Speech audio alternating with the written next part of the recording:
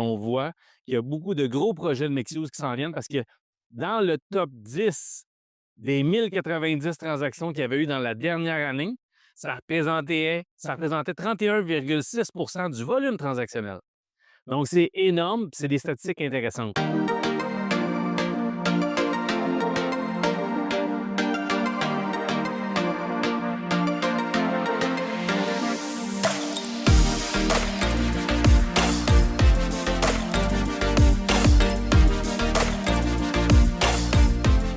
Bonjour à tous, bienvenue au résumé des transactions commerciales pour la dernière variation annuelle. Je suis en compagnie de Mélissa Jacob. Bonjour Mélissa. Bonjour Laurent, ça va bien? Ça va très bien, toi? Yes. Donc, on va parler qu'est-ce qui se passe dans le commercial. On va parler de commerce de détail, de bureau, d'industriel. Laurent, tu as été au sommet de l'immobilier sur un des panels en parlant justement du commerce de détail. Est-ce que tu veux commencer avec les statistiques du dernier mois pour le commerce de détail, s'il te plaît? Oui, merci Mélissa. Donc, ce que j'avais présenté au sommet immobilier, c'est des très bonnes statistiques. On voit que là, ça se calme un peu, mais encore des très, très beaux chiffres à présenter. Je te dirais que la plupart des régions présentement sont encore dans le vert, donc c'est très bon signe. Fait que si on regarde la Capitale-Nationale, Montérégie, Estrie, tout est dans le vert. Le centre du Québec en hausse de 42 au nombre du volume transactionnel.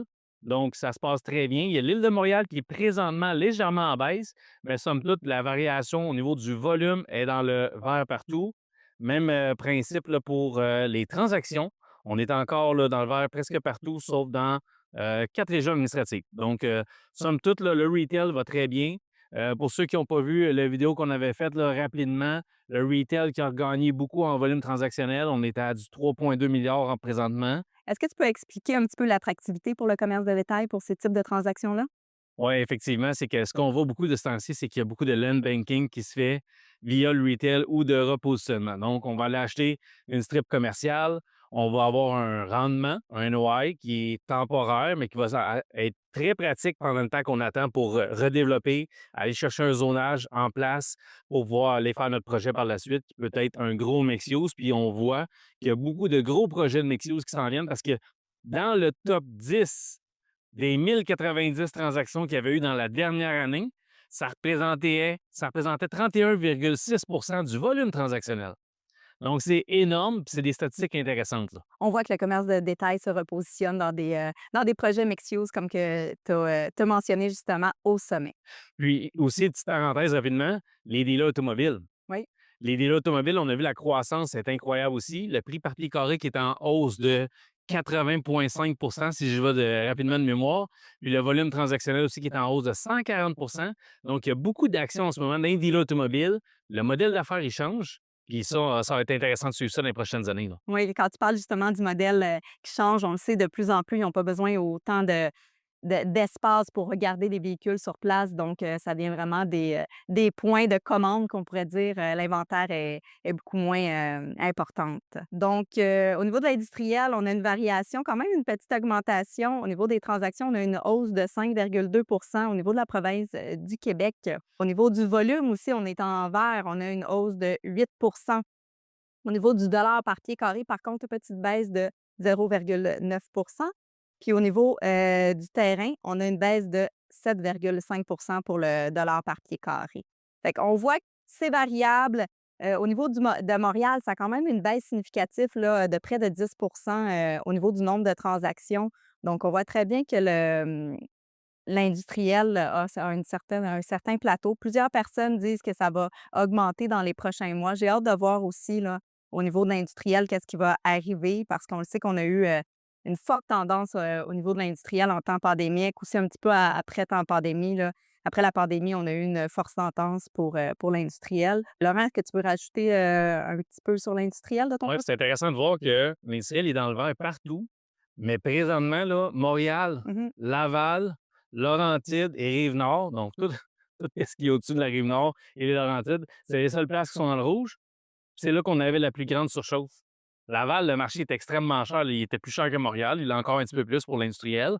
Puis on voit là, que c'est là que ça s'est calmé le plus. C'est qu'on voit que la surchauffe se calme en ce moment dans les places que c'était là le plus gros roulement, on pourrait dire ça comme ça, puis là, qui avait le plus de valeur dans l'industriel, là. Si on regarde la capitale nationale, elle se démarque. Là, on a une hausse au niveau des nombres de transactions de 16,4 puis au niveau du volume, 15,9. Donc, ça se démarque. Montérégie, au niveau du volume aussi, ça se démarque avec une augmentation de 11,1. Ouais, fait que des belles statistiques, je te dirais, là, l'industriel est quand même pas mal dans le vert aussi. Oui, Montérégie, c'est tous dans le vert. Au niveau transaction, volume, au niveau du dollar par pied carré aussi, on est dans le vert. Donc, Montérégie se démarque au niveau de l'industriel.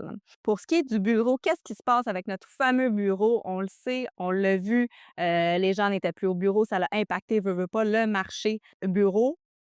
En ce moment, plusieurs entreprises demandent de revenir, dans les espaces bureaux. Est-ce que ça va impacter les transactions? On le ressent, nous autres aussi, dans les transactions, un petit peu plus de mouvement au niveau de la location, mais au niveau de l'acquisition aussi, là.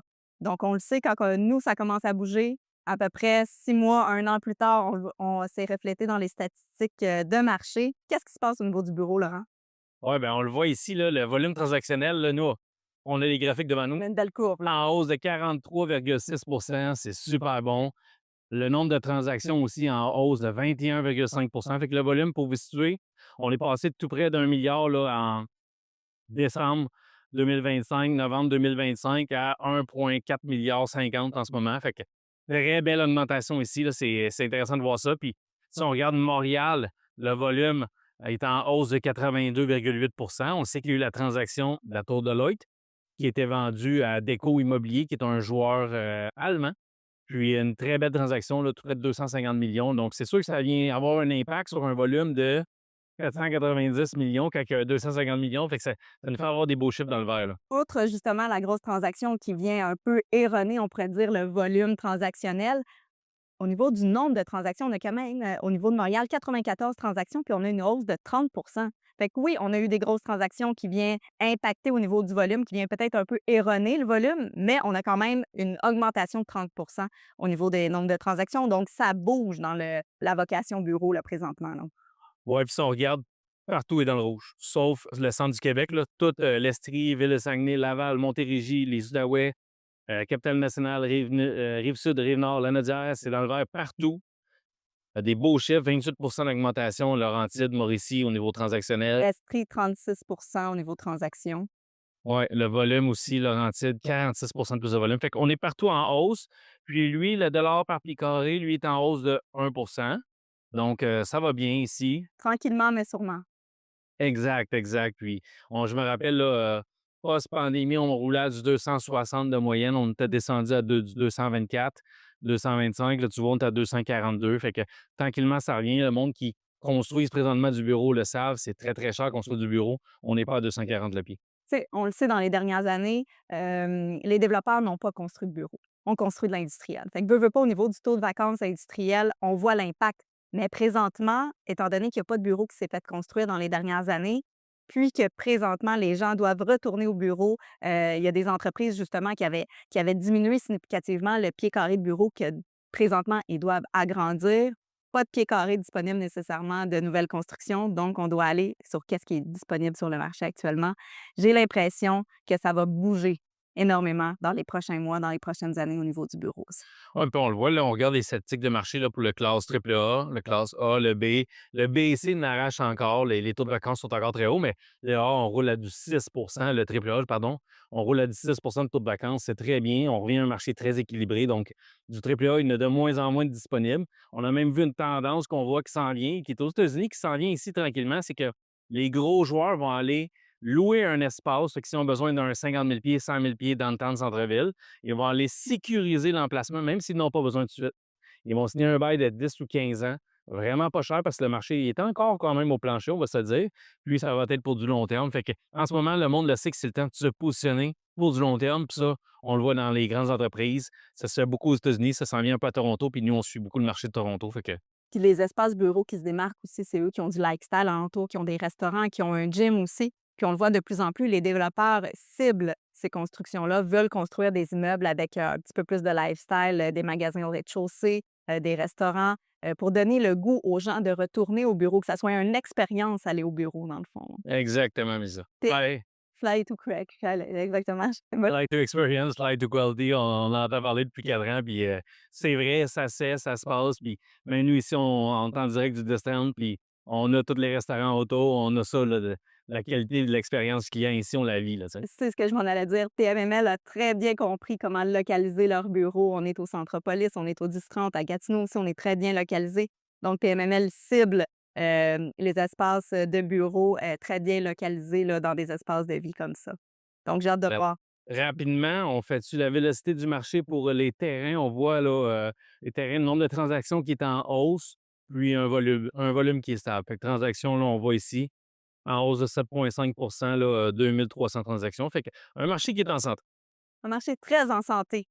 Merci à vous de nous avoir écoutés. Je vous invite à regarder les autres capsules des statistiques de marché. On va revenir le mois prochain avec la nouvelle capsule, puis on va pouvoir justement analyser qu'est-ce qui se passe dans le bureau, qu'est-ce qui s'est passé.